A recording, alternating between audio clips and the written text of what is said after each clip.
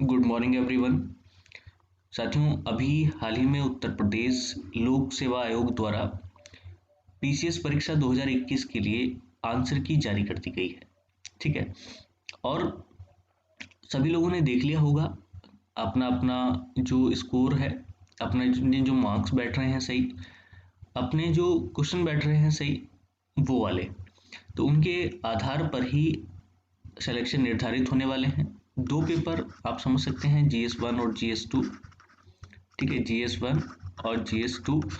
Paper 2 सी set है। ठीक है, जिसने सभी को सेट कर दिया है लगभग। इस बार काफ़ी हद तक दिक्कत करने वाला रहा। हालांकि सबका अपना अपना हिसाब किताब रहता है। किसी भी मैथमेटिक्स वाले स्टूडेंट के लिए, ये नॉर्मल तैयारी करने वाले व्यक्ति के लिए सी सेट में कोई दिक्कत नहीं है। दिक्कत उन लोगों के लिए है जो या तो इंग्लिश मीडियम है, ठीक है, या फिर उनको उनका जो मैथमेटिक्स है या कैलकुलेटिव पोर्शन है वो थोड़ा सा वीक है।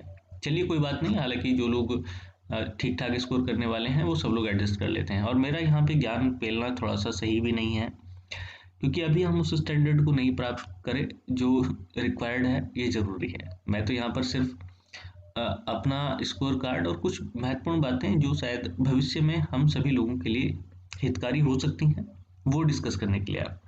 तो मैं बात करने वाला हूँ GS1 में। फिलहाल मैं अपना स्कोर बता देता हूँ। GS1 में जो कट फिट करके नंबर मतलब सवाल बैठ रहे हैं वो 81, और GS2 में जो कट फिट करके क्वेश्चन बैठ रहे हैं वो बैठ रहे हैं 51। ठीक है, यानी कि इसमें तो हम पास ही हैं, कोई दिक्कत ही नहीं है।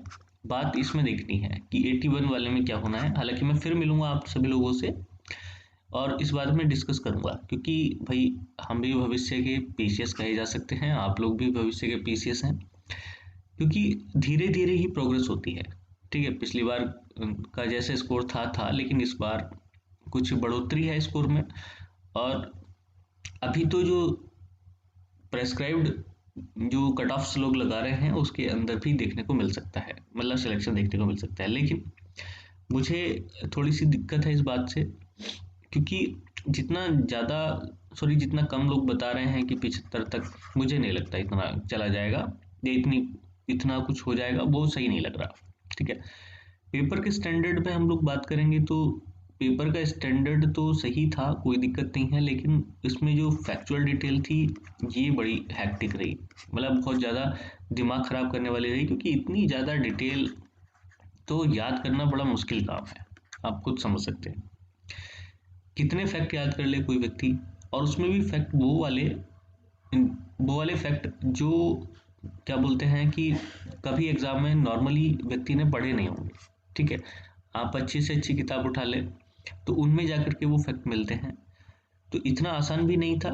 आप समझ सकते थे कि क्वेश्चन जो लिखा हुआ था वो इजी, मतलब आपका पढ़ा हुआ बिल्कुल, और उसका आंसर पढ़ें तो ये इतना हैवी कि आप समझ सकते हैं मतलब समझ में नहीं आता कि क्या करना चाहिए इसका। ठीक है, जैसे गंगा की सहायक, सिंपल सवाल, ऑप्शन में 4 ऐसे दे दिए जिसमें से शायद नॉर्मल व्यक्ति ने कोई सी पढ़ी हो। ठीक है, एक दो को छोड़ करके, तो ऐसे ऐसे करके कंफ्यूज किया गया है। स्टेटमेंट वाले सवालों में आप देख सकते हैं कि पहला स्टेटमेंट कुछ और, दूसरा स्टेटमेंट कुछ और। अब जैसे सोकोत्रा आइलैंड आप लोग देखिएगा, सोकोत्रा आइलैंड किसका है, यमन का है कि ओमान का है, चलो ये तो चली जाएगा। लेकिन इतना कौन ध्यान रखेगा दूसरा स्टेटमेंट कि इसको 2008 में यूनेस्को ने अपनी हेरिटेज साइट में भी शामिल किया। ठीक है, अब इतना तो कोई याद करके नहीं रखता है। ठीक है, तो ये बार बार ऐसे सवाल, ये बार बार ऐसी चीज़ें आनी थोड़ी सी प्रॉब्लमेटिक तो हो ही सकती हैं। अब सोकोत्रा समझ में आता है, लेकिन यूनेस्को में शामिल होना उसका कुछ समझ में नहीं आता। ऐसे ही एनटीपीसी का मामला था। आप देख सकते हैं कि एनटीपीसी का जो पहली यूनिट थी वो कहाँ स्थापित की गई थी। अब ऐसी तो बहुत सारी कंपनियां हैं, एनटीपीसी है, ओआईएल है, ओआईएल है, आईओएल मतलब ये हैं, वेल है। ठीक है, न जाने कितनी भारत में कंपनियां हैं जिनकी बहुत सारी चीज़ें देखना बनता है। लेकिन अगर इतनी सारी चीज़ें कोई व्यक्ति देखेगा तो बहुत सारी दिक्कत हो जाने वाली है। ठीक है, तो आप खुद ही समझ सकते हैं कि सवाल में फंसा करके रखा गया। चलो पहला स्टेटमेंट आप एलिमिनेट कर सकते हैं सिंगरौली की वजह से, तो दूसरा स्टेटमेंट कैसे आप एलिमिनेट कर पाएंगे? तो इस प्रकार के जो मतलब अलग अलग ऑप्शन वाले थे, 1 और 2 स्टेटमेंट वाले, उनमें भी दिक्कत थी, और जो नॉर्मल सवाल थे उनमें भी दिक्कत थी। हालांकि कुछ सवालों को स्पेसिफाई किया गया है, लेकिन अभी एक दो सवाल पे जो डाउट चल रहा है सभी लोगों का, एक तो वही जिसमें खारे पानी की भारत की सबसे बड़ी झील, ठीक है, तो चिल्का और सांभर फंस गई, ठीक है, इस बार दोनों झीलें आमने सामने आ गई। पहले भी ऐसे सवाल हुए हैं जिसमें 2 सवालों को लेकर के सरकार ने आंसर किए हैं, ठीक है, या फिर उस सवाल को ही डिलीट कर दिया है। तो यहाँ पे जो भी आंसर बनेगा वो निर्भर करता है आयोग क्या चाहता है, ठीक है, सरकार तो नहीं, आयोग कहना ज़्यादा सही रहेगा। और एक ब्लू बेबी सिंड्रोम,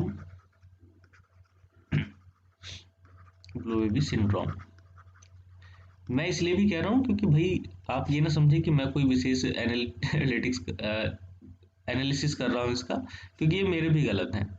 मैंने कुछ चिल्का लगाया, ब्लू बेबी सिंड्रोम नाइट्रेट लगाया, ठीक है, तो हम लोग अभी उतनी जानकारी वाले तो है नहीं। जैसे आप लोगों ने देखा होगा कि अभी चिल्का और सांभर लेक को लेकर के जब डिस्कशन स्टार्ट होता है तो बच्चे कमेंट बॉक्स में पता नहीं भाई कहाँ कहाँ से जानकारी लेकर के आते हैं कि ये चीज़ है, चिल्के में ये है, सांभर में ये है, तो पता नहीं कौन कौन सी चीज़ें हैं, कौन कौन से तथ्य है, ठीक है, हम तो पहली बार ही सुन रहे होते हैं।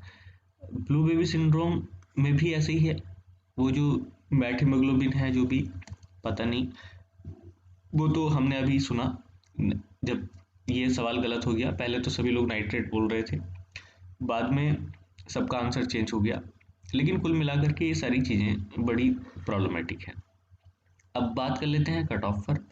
तो पिछली बार आपको पता है कि 82 पॉइंट कुछ सवालों पर ये थी 82 प्लस पे, यानी कि 110 मार्क्स जिसके बन रहे थे वो सेफ स्कोर में जा रहा था, ठीक है, मतलब वो व्यक्ति सेलेक्ट हो गया और उसने मेंस परीक्षा लिखी। इस बार थोड़ा सा 19-20 होने का मामला है, हो जाए, लेकिन समझ नहीं आता कि होगा कि नहीं होगा, क्योंकि यूपीएससी है भैया, यूपीपीएससी है और यहाँ पर कुछ भी हो सकता है। तो अभी भी मुझे लगता है कि ये स्कोर यहीं पर मूव करना चाहिए, ठीक है, थोड़ा कम ही हो सकता है, ज़्यादा तो नहीं लग रहा। और भैया अगर हमारा भी सिलेक्शन हो गया तो फिर अच्छी बात है, नहीं हुआ तो कोई विशेष बात होगी नहीं, लेकिन रीजन जो रेंज है वो यही है, ठीक है, सभी लोग यहाँ तक सहमत हैं और कोई दिक्कत नहीं है, 80 से 82 के बीच, ठीक है, रेंज यही होनी चाहिए मेरे हिसाब से भी, ठीक है। मैं ये नहीं कहता कि इसलिए कि मेरा इसमें आ रहा है, बल्कि इससे तो नीचे होने का कोई मतलब ही नहीं है, जो भी होगा देखा जाएगा, सभी के लिए होगा। मेंस लिखने का अगर मौका मिलता भी है, ठीक है, तो भैया हमारी तो तैयारी है नहीं, ठीक है, आगे जो एग्ज़ाम्स हैं यूपीपीएससी आरओ या फिर इलाहाबाद हाई कोर्ट आरओ, उस पर ही फोकस करा जाएगा भविष्य में भी। तो दिसंबर तक तो मेंस की तैयारी का कोई मतलब है नहीं हमारा, और अगर लिखते हैं तो फिर एक प्रकार के अनुभव होंगे और इन अनुभवों को फिर हम आगे शेयर करते चलेंगे, क्योंकि आगे चलना ही है।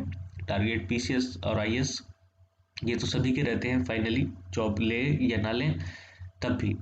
तो इतनी सारी चीज़ें कैलकुलेट करने के बाद, इतनी सारी चीज़ें समझने के बाद आप देख सकते हैं कि प्रोग्रेस कैसे हो रही है धीरे धीरे, ठीक है।